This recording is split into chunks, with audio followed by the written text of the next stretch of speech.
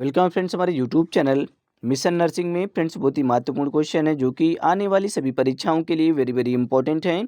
तो फ्रेंड्स बिल्कुल भी वीडियो को स्किप ना करें और पूरा वीडियो लास्ट तक देखें। फ्रेंड्स सभी क्वेश्चन प्रीवियस ईयर में पूछे गए हैं और मोस्ट रिपीटेड क्वेश्चन है। तो चलिए फ्रेंड्स शुरू करते हैं। फर्स्ट क्वेश्चन आपकी स्क्रीन पर है, पढ़ें और आंसर दें। गर्भावस्था के दौरान हाइड्रोमिनोज का सबसे सामान्य कारण क्या होता है? मैंने कई बार फ्रेंड्स हाइड्रोमिनोज के बारे में पढ़ाया है। ठीक है, ये सभी रिपीटेड प्रश्न है। What is the most common cause of hydramnios during pregnancy? Pregnancy के दौरान हाइड्रोमिनोज का सबसे सामान्य कारण पूछा गया है। तो फ्रेंड्स यहाँ पे क्या होगा? भ्रूण असमानता होगा। ठीक है, फेटल एनोमली होगा। ऑप्शन बी यहाँ पे आपका राइट होगा। एक्सप्लेन को आप देख लें। हाइड्रोमिनोज एक ऐसी स्थिति है जिसमें एमनियोटिक द्रव की मात्रा अत्यधिक हो जाती है फ्रेंड्स, बहुत ज़्यादा हो जाती है। इसका सबसे सामान्य कारण भ्रूण की असामान्यता है, जैसे कि फ्रेंड्स एनेंसिफेली या फिर अननाल एट्रेसिया होती है, जिससे भ्रूण निगल नहीं पाता है और द्रव की मात्रा बढ़ जाती है। ये friends ANM entrance exam Rajasthan में 2021 में प्रश्न पूछा गया था। चलिए क्वेश्चन नंबर 2 पढ़ें। क्वेश्चन नंबर 2 को, नवजात शिशु की श्वसन दर समानता क्या होती है? कितनी होती है फ्रेंड्स, बताएं आप लोग। सभी प्रश्न पूछे गए हैं और सभी रिपीटेड प्रश्न है। What is the normal respiratory rate of newborn baby? बताएं फ्रेंड्स क्या होगा इसका राइट आंसर। पढ़ें और आंसर दें, सभी सिंपल प्रश्न हैं। तो फ्रेंड्स यहाँ पे ऑप्शन बी आपका राइट होगा। ठीक है, 40 से 60 बार प्रति मिनट। फ्रेंड्स यहाँ पे ज़्यादातर ऑप्शन पे 30 से 60 बार प्रति मिनट देते हैं। ठीक है, ज़्यादातर ऑप्शन में आप लोग कंफ्यूज मत हो। ठीक है, क्योंकि यहाँ पे ऑप्शन पे नहीं है 30 से 60 बार, तो यहाँ पे 40 से 60 बार प्रति मिनट है।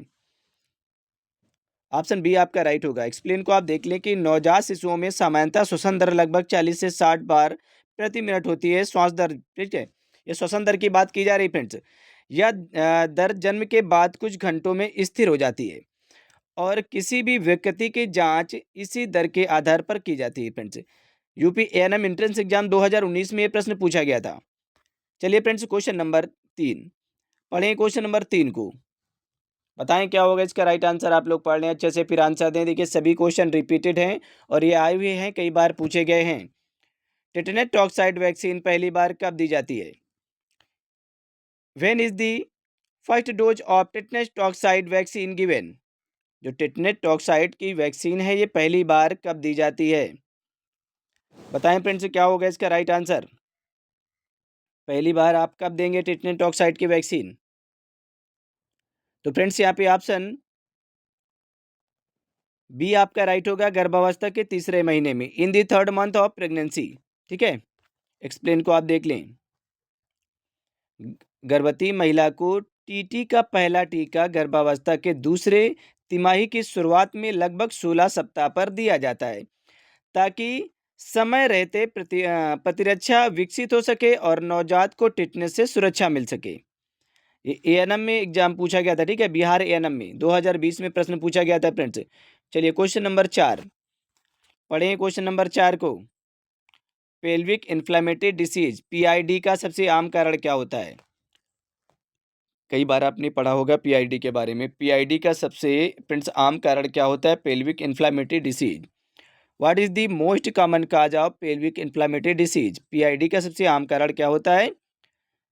बताएं क्या होगा इसका राइट आंसर। जितना हो सके आप लोग कमेंट बॉक्स में आंसर दें फ्रेंड्स। तो यहाँ पे ऑप्शन डी आपका राइट होगा, क्लैमिडिया ट्रैकोमैटिस। ठीक है, ऑप्शन डी आपका राइट होगा, क्लैमिडिया ट्रैकोमैटिस। एक्सप्लेन को आप देख लें कि पीआईडी आमतौर पर यौन संचारित संक्रमण के कारण होता है, जिसमें क्लैमिडिया ट्रैकोमैटिस और निसेरिया गोनोरिया प्रमुख कारण होते हैं। इसमें क्लैमिडिया सबसे आम है, जो फैलोपियन ट्यूब को नुकसान पहुंचा सकता है और बांझपन का भी कारण बन सकता है फ्रेंड्स। ये एमपीएनएम में पूछा गया प्रश्न है 2022 में। फ्रेंड्स कोई भी कैंडिडेट जो कि ऑनलाइन क्लास लेना चाहता है तो हमारे इस नंबर पे कांटेक्ट कर सकता है, 79 85 47 30 42। ठीक है, आप इस नंबर पे कांटेक्ट करेंगे। यदि फ्रेंड्स आप पीडीएफ परचेज करना चाहते हैं तो भी आप हमारे इसी नंबर पे कांटेक्ट करेंगे। हमारी जो पीडीएफ है फ्रेंड्स वो 199 में आपको प्रोवाइड कर दी जाएंगी, जो कि फ्रेंड्स आपके एग्जाम के लिए बहुत ज़्यादा इंपॉर्टेंट रोल प्ले करेंगी। 450 प्लस पीडीएफ होंगी, 450 प्लस पीडीएफ होंगी। ठीक है, और ये सभी एक्सप्लेन के साथ में होंगी। ठीक है, 450 प्लस जो हम पीडीएफ आपको प्रोवाइड करेंगे, ये हिंदी इंग्लिश दोनों भाषाओं में होंगी और विद एक्सप्लेनेशन के साथ में होंगी। चलिए फ्रेंड्स, क्वेश्चन नंबर यहाँ पे 5 है। पढ़ें क्वेश्चन नंबर 5 को। नवजात शिशु का पहला टीका कौन सा होता है? Which is the first vaccine given to a newborn baby? नवजात शिशु का पहला टीका पूछा गया कौन सा होता है? सभी को पता है कि बीसीजी नवजात शिशु का पहला टीका है। जो फ्रेंड्स पहली प्राथमिकता दी जाती है वो बीसीजी को दी जाती है, ओपीवी, हेपेटाइटिस बी। वैसे तो तीनों जो फ्रेंड्स टीके हैं ये नवजात शिशु को फ्रेंड्स जन्म के समय दिए जाते हैं। ओपीवी की जो 0 डोज, बीसीजी और हेपेटाइटिस बी ये जन्म के समय दी जाती है, बट प्राथमिकता जो दी जाती है वो फ्रेंड्स बीसीजी को पहले प्राथमिकता दी जाती है। ऑप्शन बी यहाँ पे आपका राइट होगा। एक्सप्लेन को आप देख लें फ्रेंड्स कि जन्म के समय 0 दिन, ठीक है? मतलब कि जैसे ही बेबी का जन्म होता है तो फ्रेंड्स बीसीजी सबसे पहले प्राथमिक रूप से बीसीजी दिया जाता है, फिर ओपीवी, हेपेटाइटिस बी दिया जाता है, ठीक है? ये सभी जन्म पर दिए जाते हैं, लेकिन यदि एक ही को प्राथमिकता माने, ठीक है फ्रेंड्स? यहाँ पे हमने सब कुछ मेंशन किया, ठीक है? लेकिन यदि एक ही को प्राथमिक माने तो बीसीजी को सबसे पहले देने की अनुशंसा की जाती है, क्योंकि यह टीबी से बचाता है और तुरंत जन्म के बाद दिया जाता है। ये छत्तीसगढ़ एएनएम में 2020 में प्रश्न पूछा गया था। चलिए फ्रेंड्स, क्वेश्चन नंबर 6 पढ़ें। क्वेश्चन नंबर 6 को। प्रसव के पहले चरण की शुरुआत किससे मानी जाती है? What mark the beginning of the first stage of labour? बताएं भाई क्या होगा इसका राइट आंसर। पढ़ें और आंसर दें। प्रसव के पहले चरण की शुरुआत किससे मानी जाती है? सभी को पता होगा क्योंकि ये सिंपल प्रश्न है, ठीक है? अगर आपने पढ़ा होगा, क्योंकि हमने सभी जो प्रश्न हैं जितने भी हैं ज़्यादातर सभी को हमने पढ़ा दिया है, कवर कर दिया है, सभी रिपीटेड हैं। तो यहाँ पे फ्रेंड्स ऑप्शन ए आपका राइट होगा। गर्भाशय ग्रीवा का पूर्ण फैलाव, विस्तारण, ठीक है? Full dilation of cervix. ये फ्रेंड्स 10 सेंटीमीटर फुली डायलेटेड होनी चाहिए, ठीक है? चलिए एक्सप्लेन को देख लें। प्रसव के पहले चरण की शुरुआत गर्भाशय के नियमित संकुचनों से मानी जाती है, जो ग्रीवा को धीरे धीरे पतला और विस्तारित करते हैं।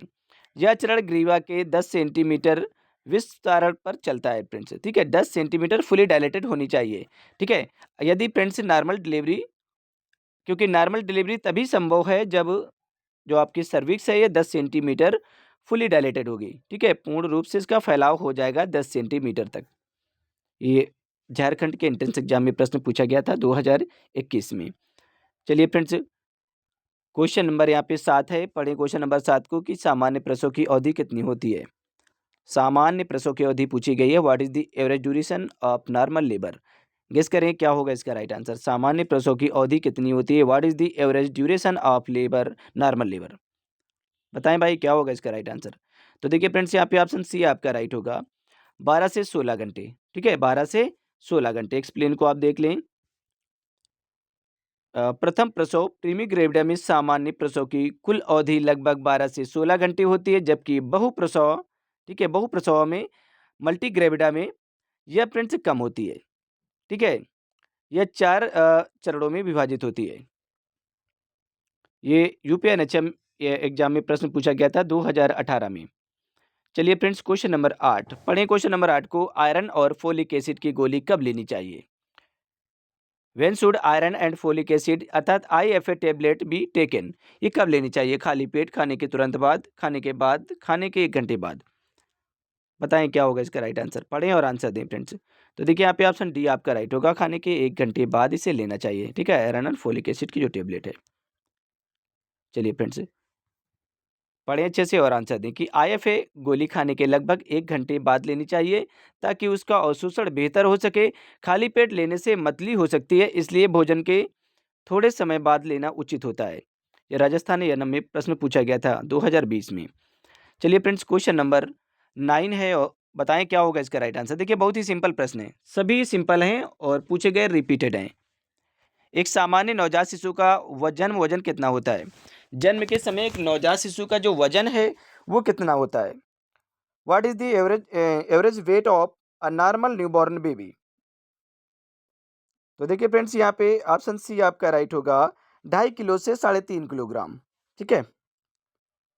एक्सप्लेन को देख लें। भारत में सामान्य नवजात शिशु का औसत वजन 2.5 किलो से 3.5 किलोग्राम के बीच होता है।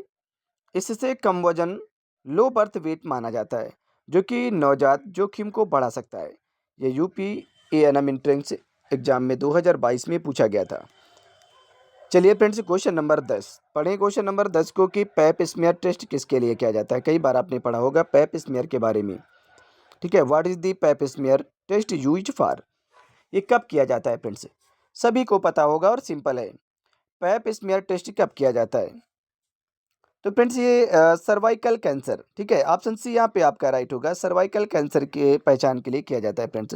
ठीक है, पैप स्मीयर टेस्ट गर्भाशय, ग्रीवा, सर्विक्स की कोशिकाओं में कैंसर पूर्ण परिवर्तनों का पता लगाने के लिए किया जाता है। यह एक महत्वपूर्ण स्क्रीनिंग विधि होती है फ्रेंड्स ये। ठीक है, ये एमपी एनएचएम में प्रश्न पूछा गया था 2019 में। चलिए 11 नंबर प्रश्न है, आप लोग पढ़ें और आंसर दें। बताएं क्या होगा इसका राइट आंसर। स्तनपान कराने वाली माँ को अतिरिक्त कैलोरी की आवश्यकता होती है। Lactating mothers require additional calories by. बताएं फ्रेंड्स क्या होगा इसका राइट आंसर। पढ़ें और आंसर दें। देखिए सभी रिपीटेड हैं और कई बार पूछे गए हैं। स्तनपान कराने वाली माँ को अतिरिक्त कैलोरी की आवश्यकता होती है। तो ये फ्रेंड्स 500 किलो कैलोरी की आवश्यकता पर डे होती है। ठीक है, ऑप्शन सी यहाँ पे आपका राइट होगा। एक्सप्लेन को देख लें कि स्तनपान कराने वाली महिलाएं जो होती हैं, ब्रेस्ट फीडिंग जो कराती हैं, उन माओं को औसतन 500 किलो कैलोरी प्रतिदिन अतिरिक्त फ्रेंड्स यहाँ पे। देखिए फ्रेंड्स, जो कैलोरी की बात यहाँ पे की गई तो 500 किलो कैलोरी प्रतिदिन की आवश्यकता होती है, मतलब कि इससे अतिरिक्त लेने की ज़रूरत पड़ती है अलग से। ठीक है, ताकि दूध उत्पादन और शरीर की ऊर्जा आवश्यकताएं पूरी हो सकें। ठीक है, 500 किलो कैलोरी पर डे की ज़रूरत होती है। ये फ्रेंड्स ओडिशा एनएचएम 2021 में प्रश्न पूछा गया था। चलिए फ्रेंड्स, क्वेश्चन नंबर 12 है। पढ़े क्वेश्चन नंबर 12 को। शिशु के सिर का सबसे बड़ा व्यास कौन सा होता है? Which is the largest diameter of the fetal head. बताएं क्या होगा इसका राइट आंसर। शिशु के सिर का सबसे बड़ा व्यास कौन सा होता है? कई बार ये प्रश्न आए हुए हैं, रिपीटेड हैं फ्रेंड्स। बताएं क्या होगा इसका राइट आंसर। तो देखिए यहाँ पे ऑप्शन डी आपका राइट होगा, मेंटो ऑक्सीपिटल। ठीक है, कई बार हमने पढ़ा है मेंटो ऑक्सीपिटल। ऑप्शन डी यहाँ पे आपका राइट होगा। एक्सप्लेन को आप देख लें। मेंटो ऑक्सीपिटल व्यास भ्रूण के सिर का सबसे लंबा व्यास होता है, जो लगभग 13.5 सेंटीमीटर होता है, जो ब्रीच प्रेजेंटेशन में प्रसव को कठिन बना सकता है। ये बिहार एएनएम एग्जाम में पूछा गया प्रश्न है 2020 में। चलिए फ्रेंड्स, क्वेश्चन नंबर 13 है, 13 नंबर प्रश्न है, आप लोग पढ़ें और आंसर दें। पल्स पोलियो अभियान में किस प्रकार का टीका दिया जाता है? Which type of vaccine is given in the pulse polio campaign. Pulse polio अभियान में किस प्रकार का टीका दिया जाता है?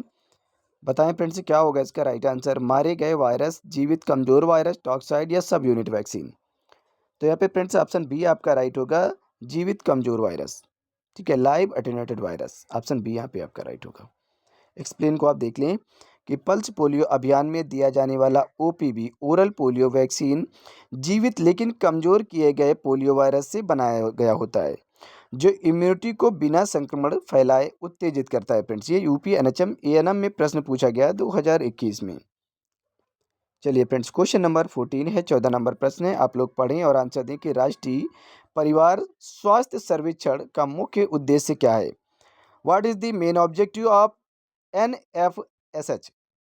गेस करें क्या होगा इसका राइट आंसर। राष्ट्रीय परिवार स्वास्थ्य सर्वेक्षण का मुख्य उद्देश्य क्या है? पढ़ें और आंसर दें फ्रेंड्स। देखिए सभी प्रश्न पूछे गए हैं और सभी रिपीटेड हैं, कई बार आए हुए हैं। तो यहाँ पे ऑप्शन सी आपका राइट होगा, परिवार स्वास्थ्य डेटा एकत्रित करना, कलेक्टिव फैमिली हेल्थ डाटा। ठीक है, चलिए फ्रेंड्स एक्सप्लेन को आप देख लें कि एनएफएसएस भारत में परिवारों के स्वास्थ्य, पोषण, जनसंख्या, मातृत्व और बाल मृत्यु दर से संबंधित आंकड़े एकत्र करने के लिए किया जाता है, जिससे नीतियां बनती हैं। ये राजस्थान एएनएम में पूछा गया था प्रश्न। ठीक है फ्रेंड्स, कोई भी कैंडिडेट जो कि ऑनलाइन क्लास लेना चाहता है तो हमारे इस नंबर पे कांटेक्ट कर सकता है, 79 85 47 30 42। ठीक है, आप इस नंबर पे कांटेक्ट करेंगे। फ्रेंड्स अगर पीडीएफ आप परचेज करना चाहते हैं तो भी फ्रेंड्स हमारे इसी नंबर पे कांटेक्ट कर सकते हैं। हमारी जो पीडीएफ है वो आपको 199 में प्रोवाइड कर दी जाएंगी, 199 रुपये में आपको दे दी जाएंगी, जो कि फ्रेंड्स आपके एग्जाम के लिए बहुत ज़्यादा इंपॉर्टेंट रोल प्ले करेंगे। आप किसी भी राज्य से हो फ्रेंड्स, अगर तैयारी कर रहे हैं फ्रेंड्स एएनएम की, तो आपके लिए बहुत ज़्यादा महत्वपूर्ण होंगी। 450 प्लस पीडीएफ हम आपको प्रोवाइड करेंगे, जो कि फ्रेंड्स आपके एग्जाम के लिए बहुत ज़्यादा महत्वपूर्ण होंगी। ये हिंदी और इंग्लिश दोनों भाषाओं में होंगी और विद एक्सप्लेनेशन के साथ में। चलिए 15 नंबर प्रश्न है, आप लोग पढ़ें और आंसर दें कि डीपीटी वैक्सीन किस किस रोग से सुरक्षा देता है। कई बार मैंने बताया friends, DPT vaccine provides protection against which diseases. देखिए डीपीटी इसके नाम से ही पता चलता है, डीपीटी, ठीक है, डिप्थीरिया पर्ट्यूसिस टिटनेस। डिप्थीरिया, ठीक है, ये गले से संबंधित रोग होता है फ्रेंड। डिप्थीरिया एक प्रकार का गला घोटू रोग होता है, ठीक है। और फ्रेंड्स डिप्थीरिया हो गया आपका। अब ये पर्ट्यूसिस जो फ्रेंड्स होता है, पी से पर्ट्यूसिस होता है मतलब काली खांसी, जिसे हुपिंग कफ कहा जाता है, ठीक है। इसी को कुकुर खांसी के नाम से भी हम जानते हैं, ठीक है। डिप्थीरिया हो गया, काली खांसी हो गया, टेटनस हो गया, जिसे पर्ट्यूसिस कहा जाता है। ऑप्शन बी आपका राइट होगा। एक्सप्लेनेशन को देख लें, ठीक है। डीपीटी वैक्सीन एक संयोजन वैक्सीन है जो बच्चों को डिप्थीरिया, काली खांसी और टिटनेस से सुरक्षा प्रदान करती है। ये एमपी एएनएम में एग्जाम में प्रश्न पूछा गया था 2021 में। चलिए फ्रेंड्स 16 नंबर प्रश्न है, पढ़ें और आंसर दें क्वेश्चन नंबर 16 को। पीली किताब का उपयोग किसके लिए किया जाता है? Yellow book is used for which purpose? पीली किताब का उपयोग किसके लिए किया जाता है? पोषण की निगरानी के लिए, टीकाकरण रिकॉर्ड के लिए, परिवार नियोजन रिकॉर्ड या फिर जनगणना। अच्छा प्रश्न है, कई बार पूछा गया है ये। तो यहाँ पे फ्रेंड्स बी नंबर आपका राइट होगा। टीकाकरण रिकॉर्ड के लिए, इम्यूनाइजेशन रिकॉर्ड इसमें रखे जाते हैं फ्रेंड्स। पीली जो बुक होती है, पीली किताब होती है। एक्सप्लेन को आप देख लें कि पीली किताब mother and child protection card में बच्चों के टीकाकरण की पूरी जानकारी दर्ज की जाती है। यह आशा और एएनएम कार्यकर्ताओं के लिए एक आवश्यक दस्तावेज होता है। यूपी एनएचएम एएनएम में 2019 में प्रश्न पूछा गया था। चलिए फ्रेंड 17 नंबर प्रश्न है, आप लोग पढ़ें और आंसर दें। आशा कार्यकर्ता को कौन सी जिम्मेदारी नहीं सौंपी जाती है? बताएं friends. Which task is not assigned to an ASHA worker? Which task is not assigned to an ASHA worker? ASHA worker को जो कार्य करता है, इसको कौन सी जिम्मेदारी नहीं सौंपी जाती? प्रसव कराना, स्वास्थ्य शिक्षा देना, प्रसव पूर्व देखभाल, रोग संदर्भित करना। तो फ्रेंड्स यहाँ पे प्रसव कराना, ठीक है, ये कंडक्ट डिलीवरी, ये फ्रेंड्स जिम्मेदारी नहीं दी जाती है। एक्सप्लेन को देख लें कि आशा कार्यकर्ता प्रशिक्षित नहीं होती है। प्रसव कराने के लिए यह काम प्रशिक्षित एएनएम या फिर स्टाफ नर्स करती है। आशा की भूमिका समुदाय में जागरूकता और प्राथमिक स्वास्थ्य सेवा तक सीमित है। ये राजस्थान एएनएम 2021 में प्रश्न पूछा गया था। चलिए क्वेश्चन नंबर 18 को आप लोग पढ़ें और आंसर दें फ्रेंड्स। रक्तचाप मापने के लिए कौन सा यंत्र का प्रयोग किया जाता है? कई बार आपने पढ़ा होगा, बहुत ही सिंपल प्रश्न है। जितना हो सके फ्रेंड्स आंसर दें आप लोग कमेंट बॉक्स में। Which instrument is used to measure blood pressure? सभी को पता है कि स्पाइग्नो मैनोमीटर का प्रयोग किया जाता है रक्तचाप को मापने के लिए। एक्सप्लेन को आप देख लें फ्रेंड्स। रक्तचाप को मापने के लिए स्पाइग्नो मैनोमीटर का प्रयोग किया जाता है। स्टेथोस्कोप की सहायता से कुर्बी ध्वनि, ठीक है, कोरोटकॉफ साउंड सुनी जाती है, जिससे सिस्टोलिक और डायस्टोलिक बीपी का पता चलता है। ये एमपी एनएचएम में प्रश्न पूछा गया 2022 में। चलिए 19 नंबर प्रश्न है, आप लोग पढ़ें और आंसर दें। 19 नंबर क्वेश्चन को आप लोग अच्छे से पढ़ें, बहुत ही सिंपल प्रश्न है।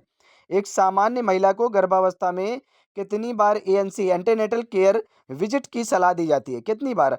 How many ANC visit are advised for a normal pregnant women?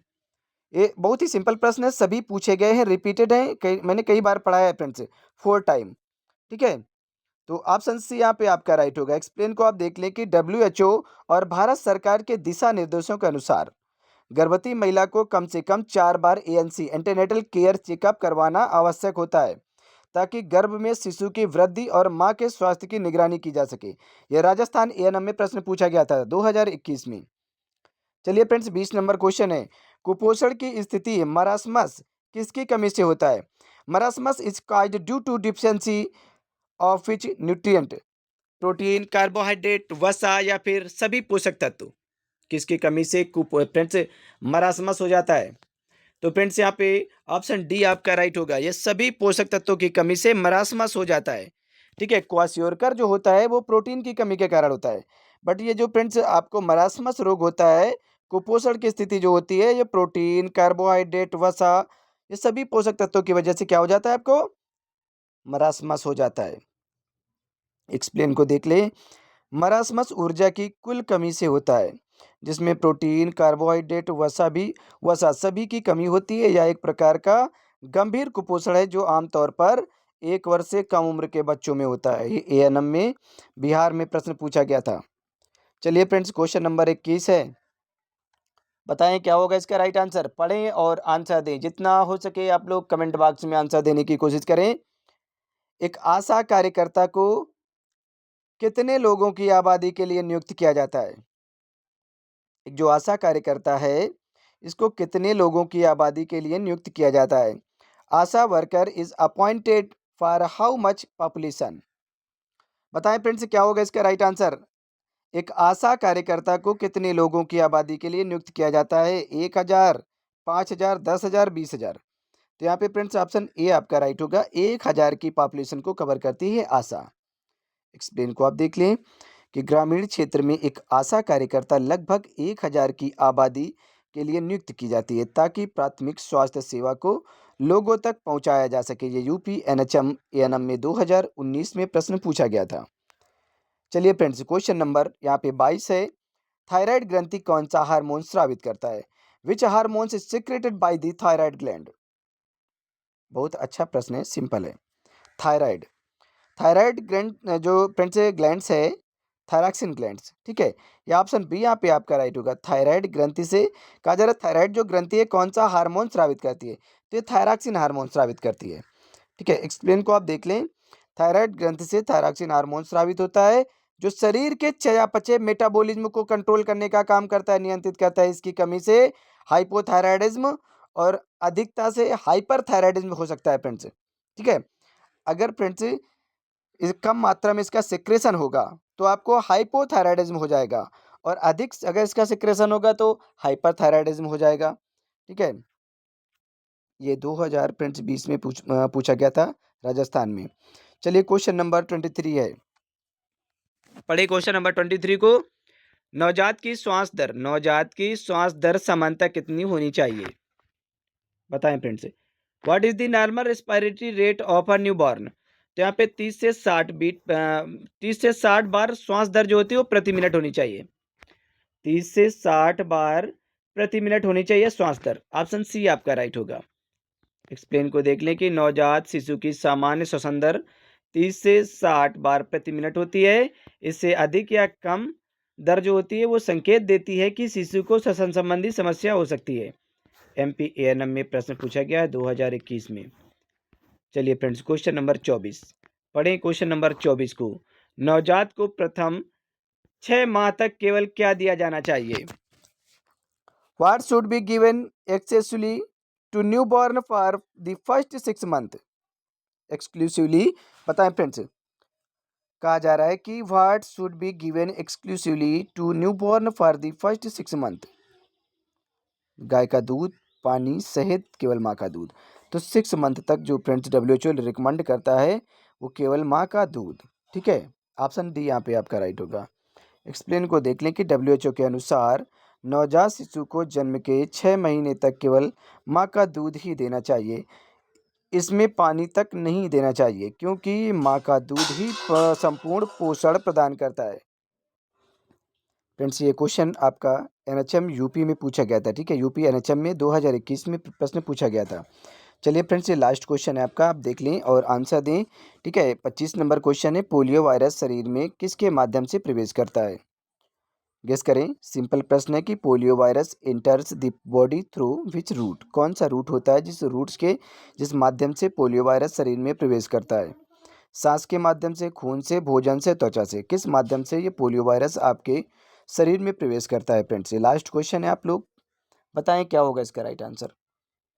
तो देखिए फ्रेंड्स, यहाँ पे ऑप्शन सी आपका राइट होगा। ये भोजन के माध्यम से प्रवेश करता है, ठीक है। पोलियो वायरस शरीर में भोजन के माध्यम से प्रवेश करता है। चलिए यहाँ पे एक्सप्लेन को देख लें कि पोलियो वायरस एक फीकल ओरल रूट से शरीर में प्रवेश करता है, यानी दूषित पानी या भोजन के माध्यम से फैलता है। ये यह आंतों में फैलता है और फिर स्नायु तंत्र को प्रभावित करता है फ्रेंड्स, ठीक है। ये राजस्थान एएनएम में प्रश्न पूछा गया था 2019 में, ठीक है। तो फ्रेंड्स, ये लास्ट क्वेश्चन है।